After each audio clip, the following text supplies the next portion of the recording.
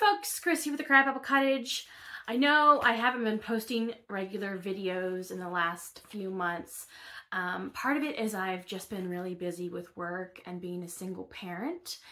And part of it is that I've just been a little overwhelmed with all that's going on in the world, with the economic situation, with inflation, recession, as well as international issues, China and Taiwan, Ukraine and Russia, that sort of thing. So I've just been focusing really hard on my preps and haven't really been sharing that information. But I wanted to talk a little bit today about the direction that I hope to take the channel with some input from you guys, and then also talk about the things that I accomplished in 2022 as far as homesteading and prepping goals, and what I hope to accomplish in 2023. So first of all, I'd like to hear from you guys what types of videos you enjoy seeing the most. I will tell you that I will not be doing food pantry hauls anymore because my financial situation has improved as a single parent, and so I no longer need to go to the food pantry. So you will not be seeing those videos anymore. I will still do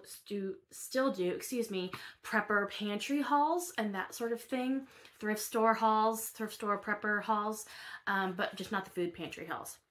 So that's one thing I just want to let you know. But I want to hear from you. What kind of videos do you enjoy the most? Do you love garden tours? Do you like seeing how I make meals with my prepper pantry staples? Do you like the thrift store hauls?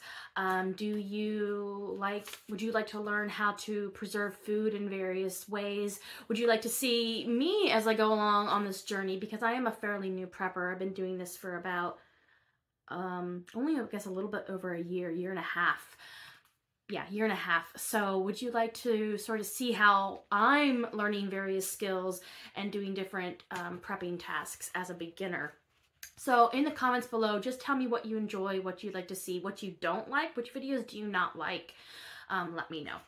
All right, moving forward. So 2022, the homesteading and prepping goals that I accomplished. So 2022 was pretty active for me as far as prepping and homesteading. If you don't already know, I have a 1/4 acre with a pretty large backyard. The house is pretty small, but the backyard is pretty large and sunny and flat, which is very good. When I moved here, there was just one tree, so I had pretty much a blank slate to work on a garden. So probably the number one goal for me for 2022 was to expand my garden and to expand my orchard. So in 2021, I had installed an orchard, a very typical backyard orchard where you keep the trees very small. I had 2 rows of various fruit trees, and that's kind of what I had going on. I didn't have any sort of like understory plants, herbaceous perennials, anything like that.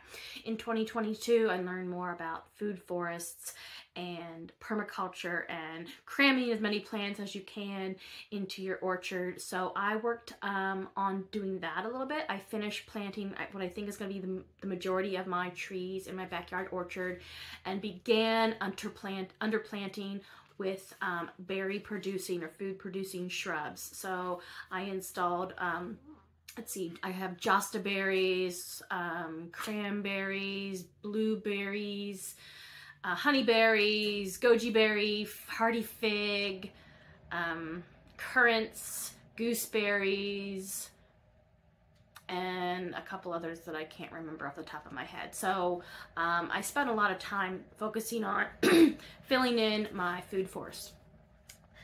And I'll talk more about like where I'm gonna go with the food forest in 2023 here in a minute. Something else I've been working on, or I worked on in 2022, was I began my long-term food storage. If you've watched my tour of my prepper pantry that I did about a year ago, I mentioned in that I hadn't begun long-term food preps. So I wasn't storing rice and beans and mylar or anything like that. I was just working off of a approximately 3-month rotating working pantry. That's what I was doing. So in 2022, I did begin doing long-term food storage, and I've started using the Mylar. They're little kits that come with, let me see what it's called, by Wallaby, where they include bags, Mylar bags, as well as oxygen absorbers in a kit. They're really convenient for me. There's takes the guessing game out of how many oxygen absorbers to use, that sort of thing. So I've become really comfortable with using Mylar and long-term food storage. If you'd like to know how I became comfortable with it and kind of the method that I use, I mean, there's lots of videos out there on this, but I've kind of figured out like what size bag works best for me, what size bucket works best for me, how I store it, that type of thing. So if you're interested in that, let me know in the comments below. I also began an herbal remedies library. I've done videos where I show my library, my prepper library. I actually recently had to install more bookshelves because I just have too many books. So I really expanded my prepping and homesteading library, but specifically I really built up a pretty good library on herbal remedies as well as more traditional first aid and medical preps. I haven't begun using or making herbal remedies yet, but I have expanded that library so that when I get to that point, I have a good collection of reference books available. And I'll talk more about herbal remedies and my 2023 goals in a bit here. Let's see here. Okay, so in winter of 2022, I bought some maple syrup supplies, and I tapped my very first maple and black walnut trees and converted it into syrup. So that was pretty exciting for me. When I was reviewing my preps, you can secure protein and meat through hunting or fishing or chickens or something like that. You can obviously get fresh fruits and vegetables pretty easily. Starches are a little trickier, so I've been working on trying to either store or grow starches like potatoes and Jerusalem artichokes, things like that. But a couple of things that I really felt like I was lacking were oils, salt, and sweeteners. Basically, these are things that are a lot more challenging to acquire, either to grow or make or forage yourself. So I've kind of been working on alternatives for those essential, basically, ingredients. Still haven't figured out the salt thing, but like I said, I did manage to tap maple trees and black walnut trees. I didn't get much maple syrup, sorry, I didn't get much black walnut syrup from the black walnut trees on my parents' property, but I tapped my neighbors' two maple trees. Like literally, they're just out by the sidewalk in this little town that I live in, and I tapped them with her permission, and I got just under a gallon of maple syrup. So that was pretty exciting for me, knowing that I could make my own sweetener. And then I've also started a little bit cooking with that maple syrup. So instead of just using it on pancakes and waffles, I began to substitute maple syrup in pies that I make. I make a black walnut pie. Normally those use a lot of corn syrup, but I've replaced almost all of the corn syrup with maple syrup. So I also want to expand on that and use maple syrup a little bit more in my cooking. But I did learn how to make maple syrup, so that was pretty exciting for me. And I have a video on that if you want to see my process. I do that inside the house, which is not the best situation, but I wasn't making a ton of maple syrup. But in the future, I would like to expand my operations outdoors. Let's see here. I purchased a solar generator. Now, obviously, purchasing big items like that is not something that everybody can accomplish. I probably know that just as well as anybody else, having come from a place of food insecurity and financial insecurity. But I felt that it was really important to have some sort of alternative energy producing system. So I did purchase one of the smallest solar generators that you can, and the panels, of course, with it. And then I've slowly started to replace my disposable battery stockpile with rechargeable batteries, both rechargeable batteries for various tools that I use around the house, as well as things for like flashlights and radios and stuff like that. So, having the rechargeable batteries and having a solar generator gives you a more secure energy source if something should happen, either short-term or long-term disasters. So that is something that I accomplished in 2022. I'll keep expanding on that. I'd like to get a larger generator, just because the one that I got was all that I could afford at the time, but it won't charge a lot of things. It's mostly for small appliances, small electronics. I'd like to get one that's larger that would run my father's CPAP machine in case of emergency. That's important to me that he has that. I'd like to get one that maybe can run a refrigerator or a freezer, maybe not a full-size refrigerator or freezer. Maybe I get like an apartment size version that I save specifically for this type of situation. But that's something I'm going to work on. I expanded my raised garden beds. So in 2021, I had 9 garden beds. No, 6 garden beds. In 2022, I greatly expanded that. I added 6, 7, 8 more beds, I believe. And then I've got 3 more to add, but I greatly expanded my raised garden beds. I do raised beds, even though they're obviously a lot more costly than doing it in the ground, because I tried gardening in the ground. The only rototiller I was able to rent would be the smaller ones that go between rows. So because I wasn't able to source a rototiller to break up a large section of my backyard, I did try doing it by hand. That was a miserable failure. I threw my back out. I was using a shovel and I threw my back out. I was literally incapacitated for several days. So I decided that raised beds it was going to be, and so I've been expanding my raised beds. I like the raised beds because it's easier for my brain to plan the garden. I can say, okay, I want this raised bed, which is 4x8, to hold potatoes, and I want this raised bed, I want half of it to have turnips and half of it to have rutabaga. It's just a lot easier for me to plan my garden when I have raised beds. It's easier to remember crop rotation, like where I put things so that I'm like alternating beans and corn and that sort of thing. And it just works better for me. The weeds are easier to control. Yeah, so that's what I did in 2022. I will be putting, like I said, 3 more beds in 2023, and that will be the end of my raised garden beds, which will be a relief because, like I said, they are expensive. They're expensive to build with the price of lumber. They're expensive to fill, but it's almost accomplished, so excited about that. Something else I did in 2022 is I learned how to make jelly, and I made it from grapes that I grew in my backyard. So that was pretty exciting. I had planted 4 grape vines, just cheap little vines that I got from Tractor Supply for like $7.99 or $9.99. I planted those in 2021, and last year, 2022, they gave me a crop. I was pretty excited. So I went ahead and made grape jelly. It worked. It tastes fantastic. My son uses it on peanut butter and jelly and toast all the time. So that was a goal that I accomplished that I was pretty excited about. Another goal that I had set for myself in 2022 was learning how to pressure can. I had been doing water bath canning, primarily apple butter and tomato products, but I had gotten a pressure canner for Christmas 2021. So I set a goal for myself of learning how to pressure can, and I did. I canned a batch of potatoes.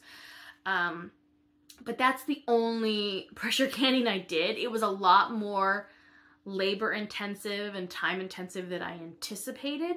And honestly, the potatoes didn't turn out really well. If you've ever canned potatoes, you know that a lot of times you get that layer of like mushy potato sediment that settles in the bottom. And so I wasn't super happy with the result and the amount of effort that it took to pressure can, so I didn't do any more. But I did overcome the fear that I had of pressure canning. So that was a goal that I accomplished that I was pretty excited about. And then last but not least is I began prepping for nuclear fallout. And of course, a lot of people who watch this video, or a lot of my friends and family, may say, that's ridiculous, it's never going to happen. Truth is, we are a lot closer to something like that than we have ever been, perhaps. If you follow like the doomsday clock, they recently ticked that up to 90 seconds before midnight, which is the closest we've ever been. So with things going on overseas and some of the threats that we face, that our Western allies face, I just decided that it would be a good idea to start prepping for that. So I'm working on a more substantial shelter in my basement. I've got all the ingredients to make a Faraday cage. I haven't made that yet. I'll probably do a video on that. I've purchased some books that talk about how to deal with that. I have watched a lot of YouTube videos, obviously. So that's just something that I want to be prepared for in case that should happen. So that was my 10th goal for 2022 and something that I accomplished. All right, so 2023, what's happening in 2023? Number one goal is getting chickens. I'm so excited about getting chickens. I wanted them for several years. I've always had in my garden plan, my backyard homestead plan, that I would have chickens. Last year it didn't happen because of money. I couldn't afford to build a coop. I couldn't afford to get a run, and also I was gone from my home for several weeks for vacation for my brother's wedding, and so I couldn't get chickens. So this year chickens are happening. I'm dedicated to this. I'm working on trying to source a coop right now. I want to convert a used shed into a coop. When I do that, I will share that process with you here on YouTube. But chickens are happening, and not just because of the egg shortage. It's because I want a protein source in my backyard, and we eat a lot of eggs. I eat eggs every single morning for breakfast, and so it's important to me to have eggs. Another goal for 2023, which I've sort of hinted at, is that I want to finish my food forest. And when I say finish, I mean get the bulk of the foundational plantings in there. I have the fruit trees all in there. I think I want to put in 2 or 3 more, mostly in areas where like a tree didn't make it, or I have a hole. Like I want to put in an almond tree. I did buy a hardy almond last year and it died, so I want to replace that. But for the most part, my food forest / backyard orchard foundational plantings are done. So this year I'm going to add in a few more fruit trees, but most importantly is the ground covers. What I learned last year is if you have any exposed soil or even exposed mulch, you will get weeds, especially in an area that you have recently converted into planting space. The weeds seeds are still there. They still have energy stored in them. They're very tenacious. And because I left for 3 weeks for vacation, I came back and the weeds had taken over my food forest. So this year, I have to actually put more cardboard down and mulch the whole food forest area. And I am going to install tons of ground covers, both kind of like creepy crawly ground covers as well as herbaceous perennials that expand, that will take up that space. So that is a really important goal for me this year, so that I can kind of get this weed situation under control and not have to deal with that every year. The more plants you have in your food forest or your backyard orchard, the less weeds you'll have. So that is a goal that I'm having this year. I also want to expand my perennial herb garden. I have quite a few herbs already in my perennial garden. Most of the main culinary herbs, the hardy herbs, I have started putting in medicinal herbs, but I really want to ratchet that up this year, expand the size of my beds, put in various herbs that are a little more difficult to come by. Like most of the herbs that I have so far are ones that you can just purchase at any garden center. So now I'm working on acquiring the herbs that are a little less common. And for most of those, I have to buy the seed and grow them myself. So that is something that I am going to be working on this year. I also want to become more comfortable with pressure canning. I told you how the pressure canning situation, I mean, I was proud of myself that I did it, but I really need to do it more. I need to become more comfortable with that. And I also want to learn how to can meat. That is something that is important to me, because I can source pretty inexpensive meat from locally because I live in a farming community, but I want to learn how to put that on the shelf and make it shelf stable. So that is a goal of mine this year. Something else I want to do is I want to learn a basic bread recipe. I have never made bread. I mean, other than like banana bread or cranberry walnut or something like that, a quick bread. I have never made bread. And so that is something that I want to learn to do. And I want to learn a very, very simple bread recipe that requires few tools, just not that much time, very few ingredients, that sort of thing. So that is one of my goals for 2023. I want to finish my long-term food storage. I told you that I had started my long-term food storage. I started with the idea of prepping for 2 people, which is myself and my son, but I live like less than a mile, well, about a mile maybe from my parents. So I've begun prepping for them as well. And then my brother and his wife live fairly close by and do not prep. So I have begun prepping for them too. So in 2023, I want to finish up, if you will, my long-term food storage. I've done some research online about how many pounds of rice and beans and wheat berries and that sort of thing that you should have per person for a year. And I'm working on getting a year's supply for 6 people. I've made a lot of progress, but I still have some work to do. So that is a goal for 2023. I want to begin making and using herbal remedies. Like I said, I've built up a pretty good library. I've done a bit of research, well, quite a bit of research on it, both through reading and YouTube videos. And I've started acquiring the supplies and equipment that you would need, like dark colored bottles and sieves and that sort of thing to make tinctures and salves. So, it's going to happen this year. I'm going to start. And I've decided to start slow. I tried to think about what over-the-counter remedies I use the most, or that we use the most in my family. And that is pain relievers. We use pain relievers quite a bit, probably more than we should, obviously. And that's for headaches, whatever else, joint pain, back pain, that sort of thing. So I have recently purchased some willow bark that I'm going to work on making a tea with and try to reach for the willow bark tea over the over-counter pain meds. I also hope to make a tincture. So that is something that I'm going to be exploring more this year. I'm going to try to start becoming comfortable with making those. Eventually I'll be making remedies from things that I grow out in my garden, but right now I'm just trying to become familiar with the whole concept of it. So that is another goal. Kind of going along with the bread and that sort of thing is I want to try cooking more items from scratch. We unfortunately do not eat very healthily in my family, excuse me. Part of that is because my son and I have been low income for most of his life, as a single parent who usually didn't get child support. And so we've relied a lot on food pantries and food stamps. And as you probably know, a lot of times the cheapest foods are those that are the least healthy. So what I'm working on is trying to learn to cook more from scratch, trying to slowly remove some of those processed products from our diet, the things that we were getting from the food pantries and that sort of thing, and trying to cook more from scratch, more whole foods. It's going to be a hard process for me because I've spent the majority of my life eating junk, but that is something that I'm going to try to do or begin to do in 2023.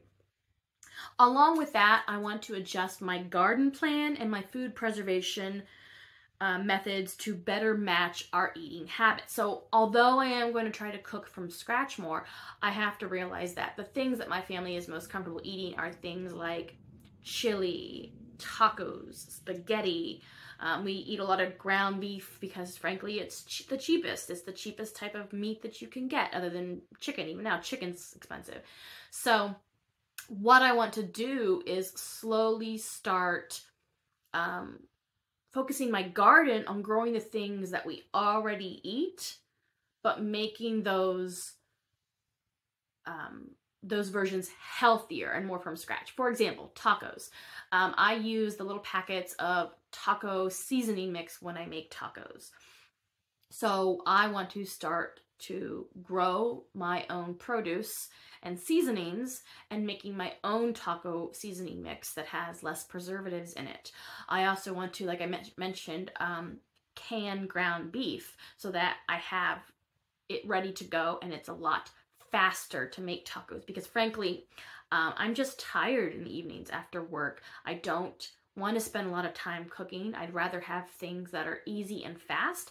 And if I can do that prep work ahead of time by like canning ground beef and pre-making my taco seasoning mixes. It's going to make my life a lot easier. Another thing, my son likes to snack. We both like to snack. One of the healthy things that he likes to eat is frozen fruit. He doesn't particularly like to eat fresh fruit. I mean, I don't know about you, but a lot of moms, you stock apples and carrot sticks and oranges in the fridge and they go bad because maybe your family doesn't eat them. That's how my family is. Maybe your family is different. Good for you. But he will eat frozen fruit. So what I'm hoping to do is harvest a lot of the fruit from my garden as my food forest starts maturing, all those berries, and freezing them, and so that he has a healthy snack that I grew myself. So that's another example. So yeah, so just adjusting my garden, like the things that I plant and the amounts I plant, as well as what I'm preserving and how I'm preserving it, so that it better matches with the things that we like to eat. Last year I grew a lot of root crops, but frankly my son doesn't like them. He doesn't like the turnips, he doesn't like the rutabaga. I do, he doesn't. So it doesn't make sense to grow a ton of that if he's not going to eat it. So that is another goal. The final goal that I have for 2023 is to take a firearms safety class and to practice with my firearms. I did acquire a defensive tool in 2022. But as you know, ammo is hard to find, so that didn't happen. I didn't practice, basically. I'm very uncomfortable with using one. I didn't grow up in a family that used them, and so one of my goals for 2023 is to become more comfortable with the tool that I did purchase and to practice shooting it. So there you go, guys. 10 things that I accomplished in 2022, 10 things that I hope to accomplish in 2023. Tell me in the comments below, what things did you accomplish last year? What do you hope to accomplish this year? And then, like I said in the beginning of the video, tell me the things that you would like to see. I'm going to try to do videos every Monday. So I'll try to film them over the weekend since I'm off work and try to post them on Monday. It may not happen every week, but that's going to be my goal, so that I'm providing you with the content that you want. Because I know I've had some people say, well, like, where have you been? You haven't been posting. So that's what I'm hoping to do. So if you guys enjoyed this video, please give me a thumbs up. It really helps. Leave a comment below, and I'll talk to you next time.